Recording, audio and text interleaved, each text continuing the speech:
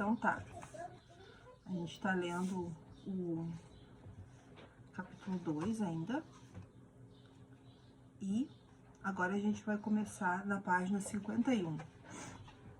A gente tá lendo ainda o capítulo que ele fala a pergunta: eles são irmãos? O Novo Testamento continuamente aponta para a nossa adoção em Cristo, a fim de nos mostrar que somos de fato desejados aqui na casa do Pai. O Espírito continuamente diz ao povo de Cristo que nós somos abençoados em Cristo mediante a adoção. Efésios 1, 13 e 5. Todos somos filhos de Abraão, porque Jesus é filho dele. Gálatas 3, 28 e 29. Por acaso, outrora fomos gentios, mas não fazemos mais parte da ordem dos incircuncisos. Efésios 2 e 11. Agora todos somos concidadãos dos céus e da família de Deus. Efésios 2,19. Devemos trocar nosso velho homem pelo novo homem, criado segundo Deus. Efésios 4, 22 e 24. Agora somos irmãos. Romanos 8 e 12. Os gentios cristãos nas igrejas primitivas devem ter se perguntado o que estavam fazendo, seguindo esse rei judeu da religião de outras pessoas. Teriam eles entrado acidentalmente na aliança de outra pessoa? Estariam eles apegando-se a algum tipo de cláusula de exceção do propósito principal de Deus com Israel? Seriam eles parasitas nas promessas de Deus? Alguns dos judeus crentes, os de consciência sensível o suficiente para ver como seu próprio coração também podia ser incircunciso, devem ter imaginado algo parecido com isso. Você também não conhece essa sensação de imaginar, se não é um visitante acidental, desajeitadamente de pé, num canto, durante uma festa para a qual não foi convidado? E se toda a nossa vida fosse desse jeito? E se estamos no tipo de situação descrita pelo humorista Jack Handel, quando escreveu: os corvos pareciam estar chamando o nome dele, pensou Cal. Aqui ele faz referência ao livro J. Denke Deppertongs, página 13. É exatamente devido a esse medo que o Novo Testamento liga nossa adoção ao próprio Deus na eleição. Nós éramos conhecidos de antemão, a Bíblia diz, predestinado para sermos conforme a imagem de seu Filho, a fim de que ele seja o primogênito entre muitos irmãos. Romanos 8, 29. Em amor, o texto diz: ele nos predestinou para a adoção de filhos por meio de Jesus Cristo. Efésios 1, 4 e 5. Paulo explicou que não só chegamos a conhecer a Deus, mas que também fomos conhecidos por Deus. Gálatas 4 e 9. Agora, imagino que a menção de palavras como eleição e predestinação faz alguns de vocês ficarem tensos. E entendo por quê. No entanto, esse não é um conceito realmente assustador.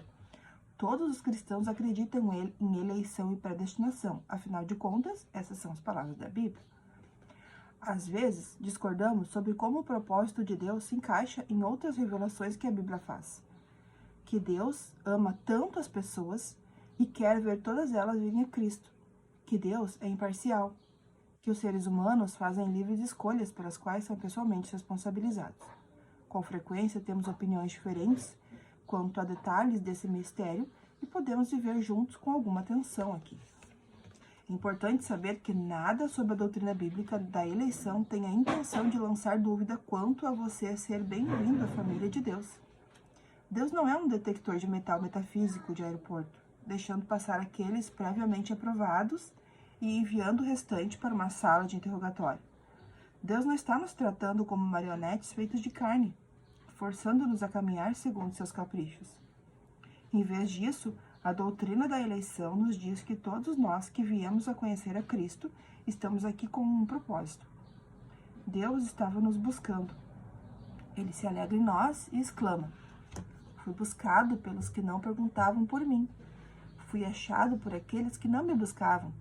A um povo que não se chamava do meu nome, eu disse: eis-me aqui, eis-me aqui. Isaías 65, 1. Esses somos todos nós, você e eu. Há liberdade nisso. e um senso libertador de fazer parte de um grupo. Como você sabe se é da parte dessa família? O Espírito de Deus está presente. O Espírito, afinal de contas, é quem define. No Antigo Testamento, quem é o rei, um ungido chamado por Deus de seu filho. Afinal, assim é que ficamos sabendo quando Davi passa a ser rei e Saul deixa de ser. Não é pela ambiência real, nem pelo título ou pela função. Saul teve tudo isso por um longo tempo após ser rejeitado como rei. É a presença do Espírito em Davi, um Espírito que o capacita a decapitar gigantes e cantar canções de louvor. 1 Samuel 16:30. O Espírito também define quem é Israel, os filhos da promessa, ressuscitando-os e declarando-os herdeiros de Deus. Ezequiel 37:13 e 14. Quando a carne não consegue reproduzir um libertador para a raça humana, o Espírito envolve com sua sombra o útero de uma virgem e concebe uma nova natureza humana. Lucas 1:35. O Espírito desce sobre Jesus em seu batismo, enquanto a voz de Deus proclama que aceita seu Filho amado. Mateus 3:17. Quando Jesus ressuscita dentre os mortos pelo poder do Espírito, Deus o declara Filho de Deus com poder. Romanos 1:4. Se você está unido a Cristo, então esse mesmo Espírito repousa sobre você. 1 Pedro 4:14. Você compartilha da sua unção. 1 João 2:20, 26 e 27. Ter o Espírito não significa necessariamente que você se sente espiritual de um modo particular. Apenas significa que você concorda com Deus em que Jesus é o Senhor e que essa é uma boa nova. 1 Coríntios 12:3. E significa que você concorda com Jesus no que diz respeito a nosso Pai estar no céu e podermos confiar nele. Mateus 6:9. O próprio Espírito, Paulo diz aos Romanos, testifica com o nosso Espírito que somos filhos de Deus. Romanos 8:16. Essa não é uma experiência refletida emocional, um sussurro confortante em nossa consciência de que somos de Cristo. O Espírito simplesmente nos direciona a Jesus e nos identifica com Ele, porque compartilhamos do Espírito com Jesus. Clamamos com Ele ao mesmo Pai. Romanos 8:15, Gálatas 4:6. E já que somos unidos a Jesus por seu Espírito e não por nossa carne, compartilhamos de uma família com todos aqueles que também têm esse Espírito sobre si. Desde que há um só Espírito, há um só Senhor, uma só fé, um só batismo, um só Deus, e Pai de todos, o qual é sobre todos. Efésios 4:5 e 6. Isso é adoção. Somos parte de uma nova família, de um novo grupo, com uma nova história, uma nova identidade. Quando Maria e eu passamos pelo processo de adoção, éramos encorajados por todos, desde assistentes sociais até amigos da família, a ensinar as crianças sobre sua herança cultural. Fizemos exatamente isso.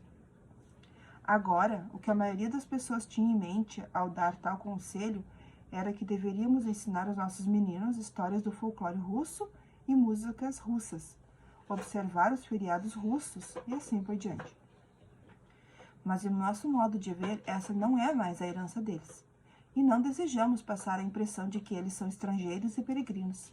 E até, enfim, bem-vindos em nossa casa. Ensinamos sobre a herança deles, sim, mas a herança como naturais do Mississippi. Então eles ouvem sobre seu bisavô, um fiel pastor batista de Chifacouche.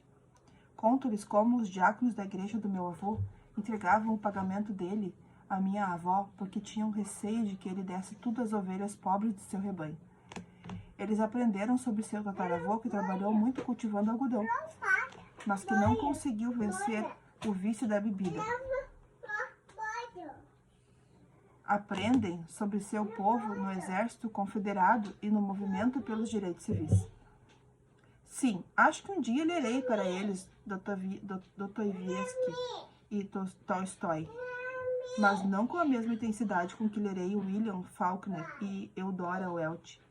Eles não conheceriam um arranjo de Pedro e o Lobo se ouvisse, mas reconhecem as vozes de Charley Pride e Hank Williams em segundos. Quando nos sentamos à mesa para tomar as refeições características dos feriados, eles não tomam sopa de beterraba com repolho. Eles comem o que comemos: feijão vermelho e arroz, ou peixe frito, ou risoto de camarão. Eles compartilham da nossa vida e de nossa história. Eles fazem parte deste lugar. São Moors agora, com tudo o que isso acarreta.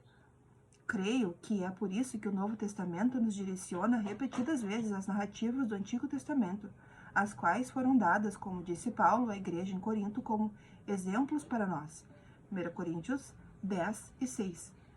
Não se trata de esses relatos apenas nos mostrarem algo universal sobre a natureza humana e sobre as ações de Deus, e que elas são a nossa história, nossa herança, nossa identidade.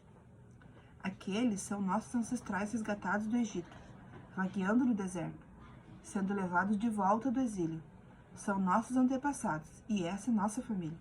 Seja qual for o lugar em que a nossa história tenha tido origem, Noruega, Haiti ou Indonésia, se estamos unidos a Cristo, a genealogia da nossa família é encontrada primeiramente não nas páginas da frente da nossa velha e empoeirada Bíblia de família, mas nas páginas mais internas dela, no primeiro capítulo do Evangelho de Mateus. Nossa identidade está em Cristo, então o povo dele é nosso povo. O Deus dele é nosso Deus.